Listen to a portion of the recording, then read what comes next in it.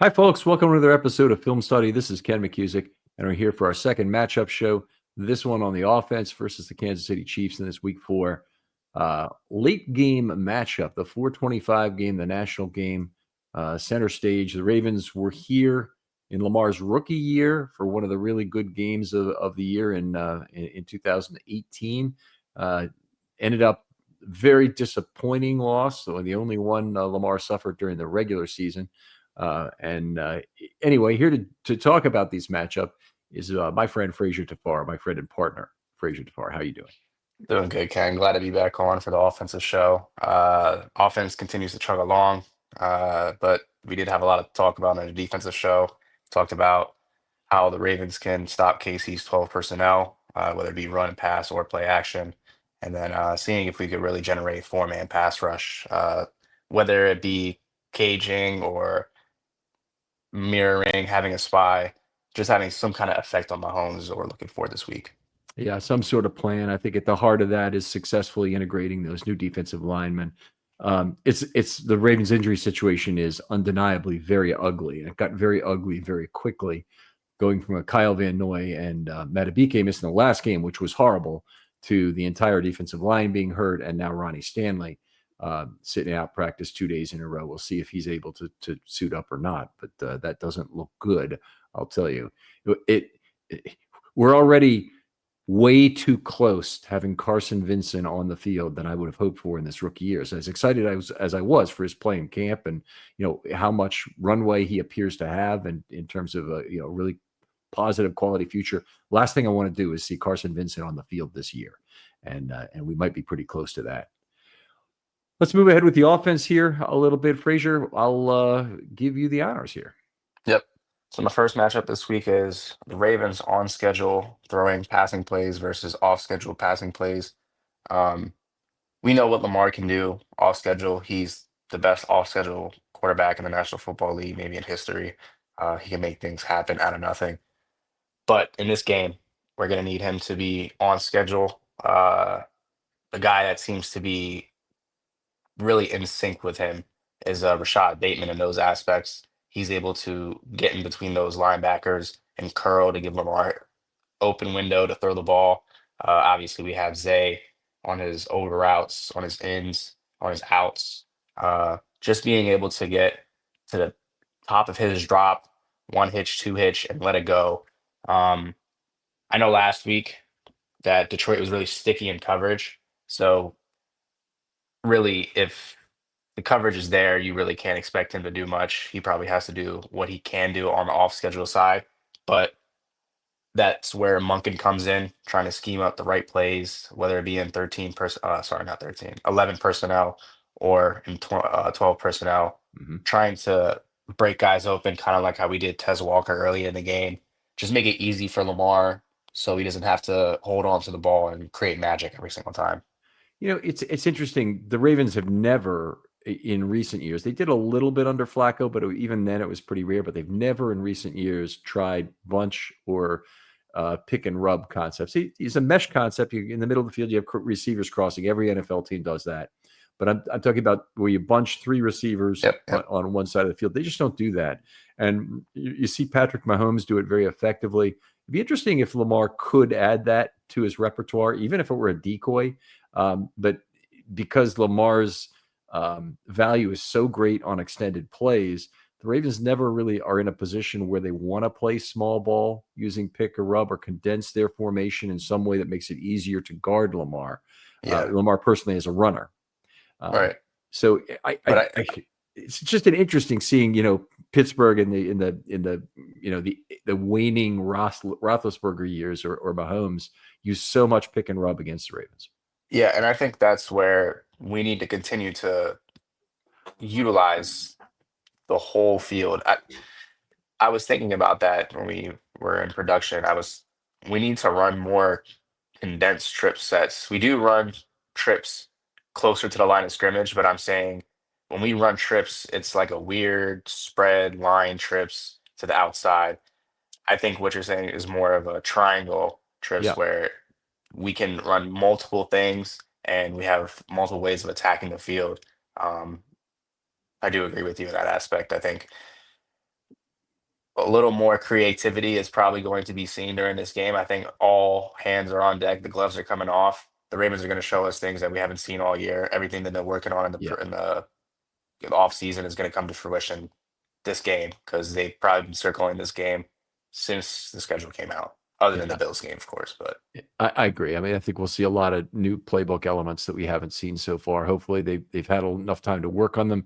Yeah, this is a game. On schedule throws are great, and also they can really benefit from winning cadence at the line of scrimmage. So far, the Ravens haven't been bad in terms of their false starts, but Lamar's been sacked a bunch. It's kind of hard for me to say whether or not they're getting what they want in terms of opposing pass rushers being kept in the blocks. mhm. So by out of running their cadence in a varied manner, you have the potential for a new left tackle in this game. That obviously is going to be an additional cadence challenge in terms of having a guy who's not only a new left tackle in terms of coming in. He's been there for the summer, so it's not like Joe Newtboom has missed what's gone on.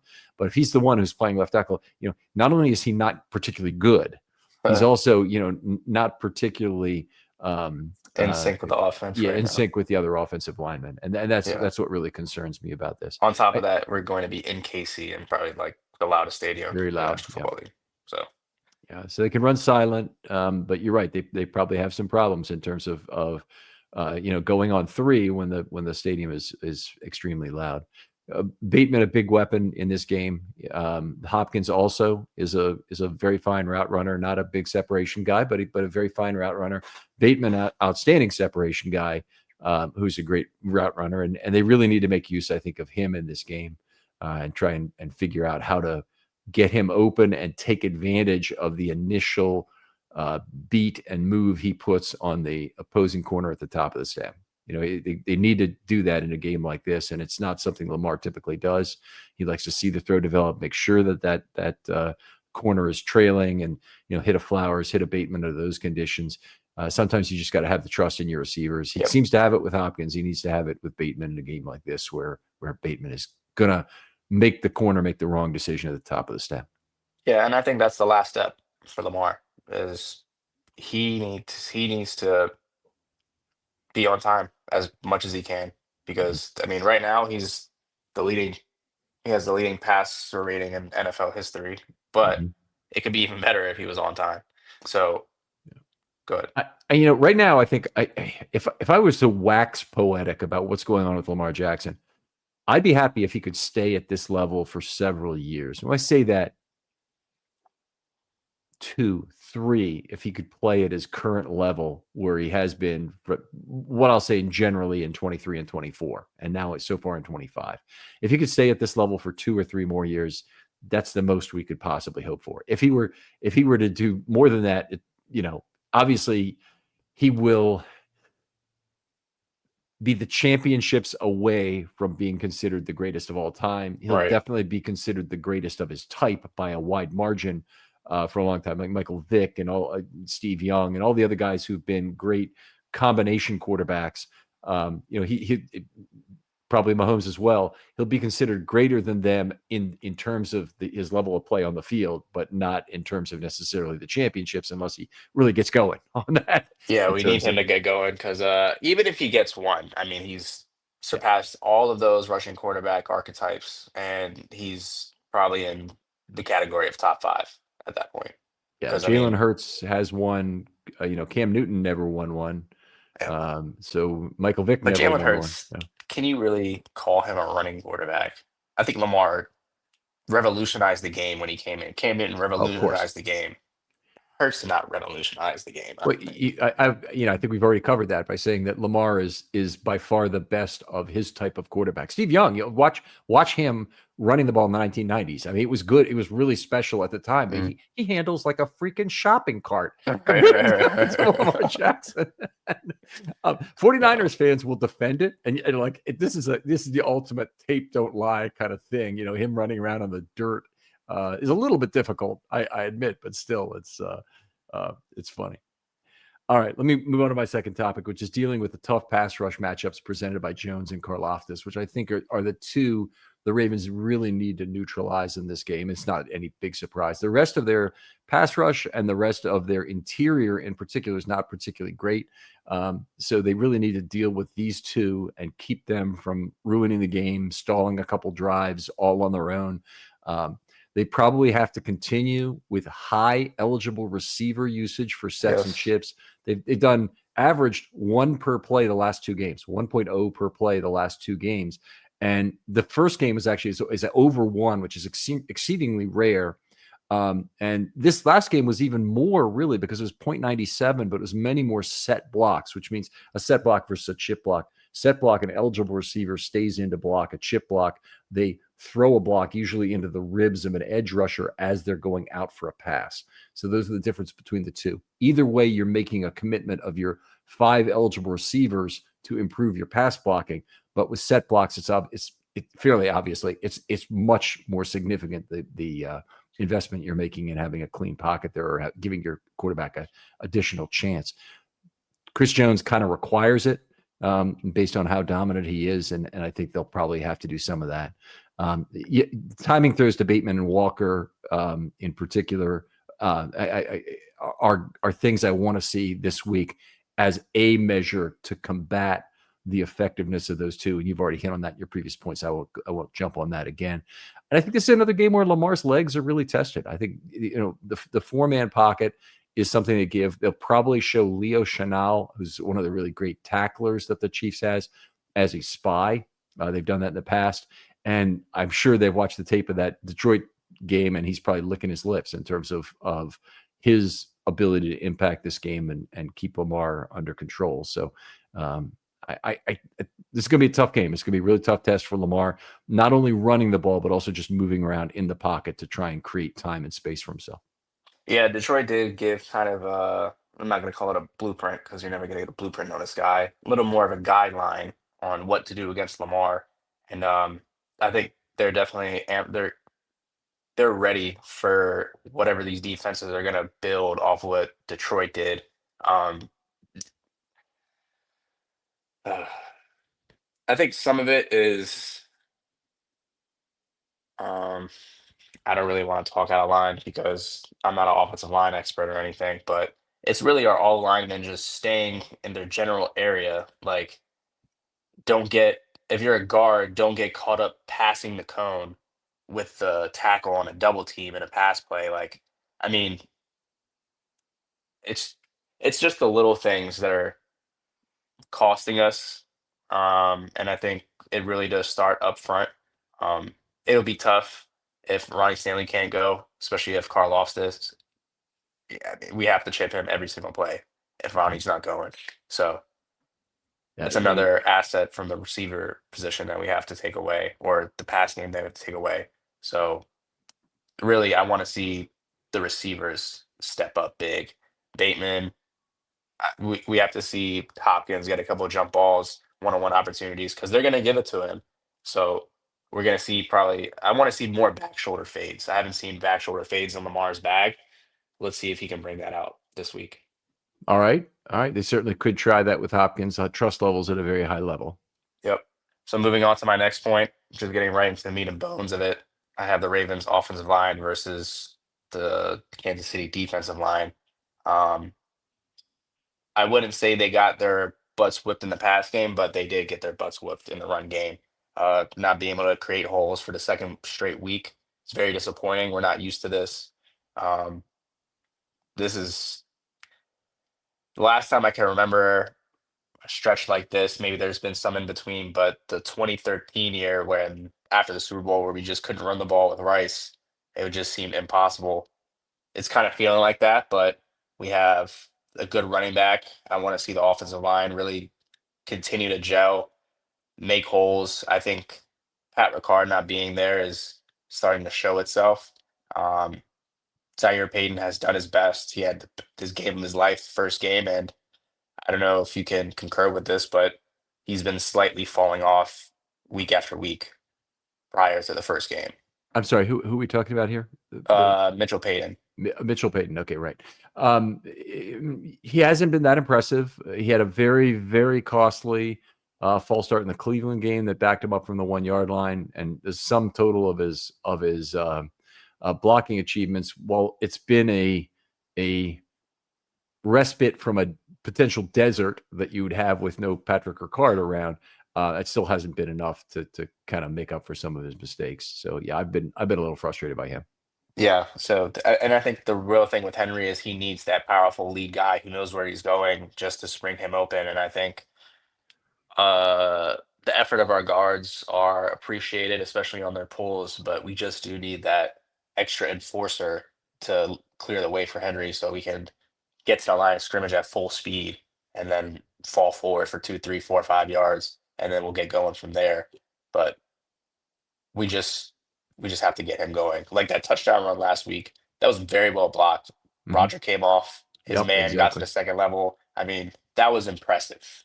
But we need to Highlight start this. combination block on that Yes, play from Rosengarten was one of the keys. that's a career highlight for him. So we need to start seeing that consistently over and over again, which I do have faith they can get to that. But this game, I really do need to. We need to focus on pass protection and blitz pickup because we're more than likely going to have to air it out to win this game, unless I would Kansas City expect. lose an egg. Yeah, it's very important that they not get way behind. If you get a boat race and they can continually move the ball, maybe not the worst thing, Yeah. but it's the problem in recent losses to Kansas City has been getting behind by 7 or 10 points early and just been constantly feeling like you're pushing the boulder up the hill Yes. trying to get back into the game, and they need to avoid that. I'll move on to my next point, which is very similar. It's take advantage of the favorable interior offensive line matchups when Chris Jones is not the player or is not on the field. They don't have any other really good interior defenders, and the Ravens offensive line may have an opportunity this week to win some matchups where they've certainly been the butt of a lot of jokes so far in this season. Voorhees had his best game of the year last week, a B. So did Linderbaum, a B. And Falele had another okay game with a C. And he's only had one bad game. It was the opener in his last 8 games. So I hope the Ravens fans are going to appreciate, what he's providing this team at this point. He can look terrible, but the guy overall, his aggregate results are good. And that's what they need him to be. They really need him to move people around this week. And Chris Jones lines up all over the place. There's no one place you can stop Chris Jones, but it may be that Daniel Falele is a guy who has a significant responsibility for that. One of the things I would look as a real indicator of Falele's value as a pass blocker is, are the Chiefs trying to line up Jones on Falele? If they're not, that's a very clear indication that they think their advantage with Jones is at other places, and it's a very strong indication of Falele's value as a pass blocker. So I think it might happen. I think that Jones might be a 3-tech they try and use over Falele. If it doesn't work, I wouldn't be surprised if they go elsewhere, and he doesn't really see Daniel very much in this game at all. So it is the normal place he would line up as a 3-tech is on the outside shoulder of Falele at right guard. If that starts not happening because they're moving him around, it's a real good indication. They need to be able to pick up. Go ahead. I'll let you respond to that. No. Go ahead. Okay, well, I want to be able to pick up delayed blitzes as well. That's been something that's beat them. And of course, when you have a spy, like we expect, maybe Chanel or it could be another linebacker as well, Drew Tranquil maybe. When you have a player like that, you've got to be watching for that. And Detroit came delayed a lot when they saw that the Ravens were keeping in eligible receivers. So that's called a green dog when they do that. By the way, it's you have a red dog, and that's where you're coming no matter what from off ball. And by the way, this terminology is so old, I can't even say. It probably was in 1960s NFL war, in the way it was. And it was in 1970s NFL tabletop games. But a green dog is when a linebacker who might have pass coverage responsibilities rushes after he sees that his assignment is not going out for a pass. That's the way I learned it anyway. There may be other ways that a green dog can show up, but I expect some of that in this game, and the Ravens got to be able to pick it up. They got to be able to figure it out. So if a running back is suddenly blocking to, assisting on Chris Jones because Yeah, that's the guy he's got. shoot that gap. Yeah. Yeah, he needs to be able to peel off and pick up that linebacker and be effective doing it. And the Ravens have had, some problems obviously against Detroit doing that. And they need to use misdirection to spread the defenders. One of the things, if you're going to magnify the value of winning your interior line matchups, you have to have some field to run on behind that. So if you have 4 behind 4 or even 3 behind 4 on a consistent basis, it limits what the run can do. You don't want a packed box. You want to spread the field a little bit there. I think the Ravens will be more effective in a game like this running out of 11 personnel than out of Yep. 21, like with Mitchell Payton in the backfield, and potentially take advantage of some good gap schemes that would happen at the line of scrimmage. Yeah, I think the main thing for me is, like you said, the blitz pickup is going to be big because they're going to try and bring some heat because Spagnuolo is a good defensive coordinator. He knows how to disguise. Um, at the end of the day, Lamar knows the coverage, but it's really he needs to don't know what's coming in terms of what he's trying to do pre-snap because he can do multiple different things. Um, I do want to see a lot of 11 personnel this week. Um, I mean, we mentioned it earlier. Mitchell Payton doesn't seem to be a big factor in the run game as of recent. So if we do run, I think it will be exclusively in 12 and 11. Um, but I, what have you seen from Voorhees these past couple of weeks? Because I know the talking point is Falele, but Yeah, he was better in the game. He's got a B and a fairly high B versus the Lions. So he's one of their better linemen. Um, but every week's a new week here. We'll see if he can keep that up. But he's earned himself a little more leash. Mm. Frankly, he was in a lot of trouble. He's 3 points below the D-F border in aggregate for the first 2 weeks. And the point I'd made several times that seems to really hit home with people is that Daniel Falele in that horrible 14-game start last year never had consecutive games, never had any 2 consecutive games as bad as how Voorhees played in the first 2 this year. Okay, I see. Well, I think like you mentioned, I did see improvement last week.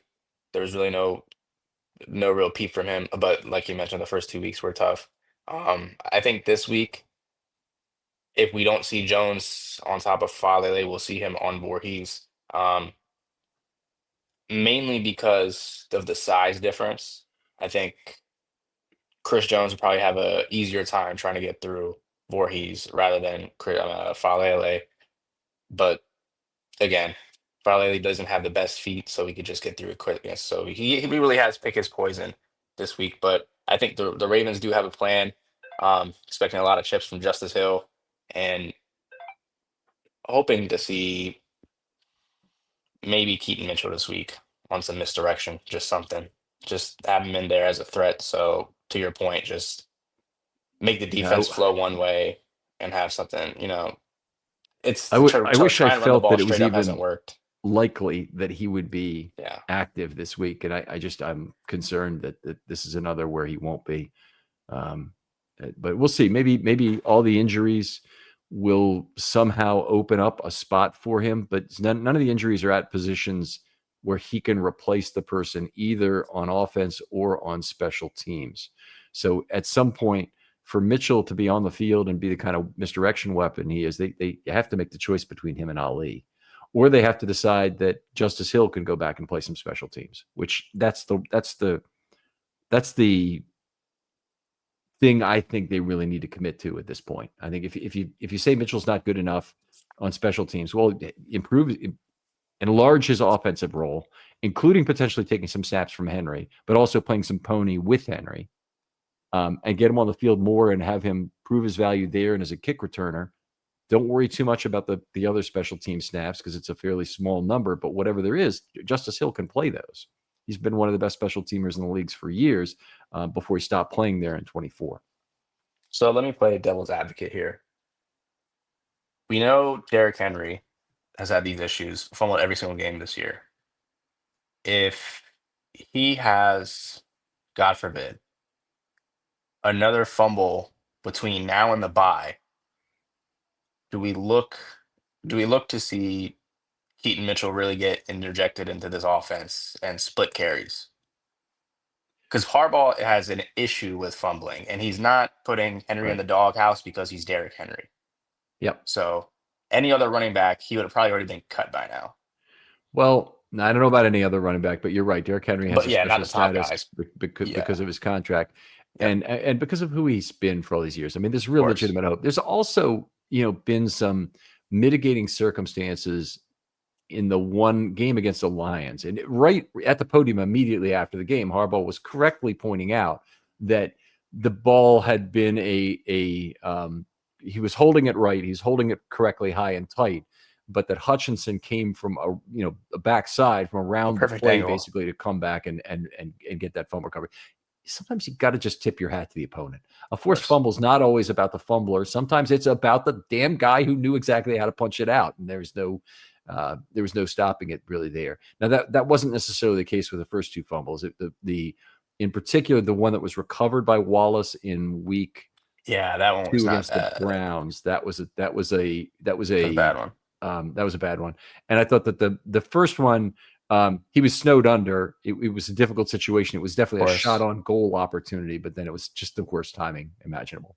Yeah. Yeah. Some people are saying the sleeves have to go. I don't know. We'll see if he makes some kind of adjustment to really hone in on this issue because we need him. We really do.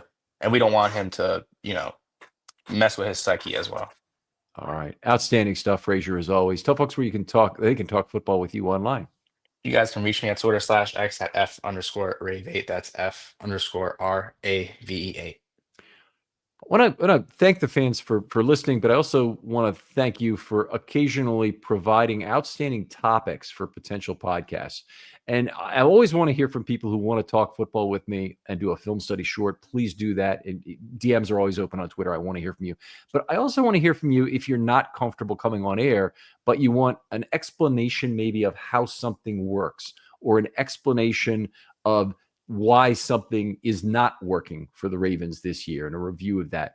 Always interested in your show ideas, and I really do use them for an awful lot of content. So I appreciate you folks. Thanks for listening as always. For Frazer Tapar and Ken McKusick, we'll see you next time on Matchups.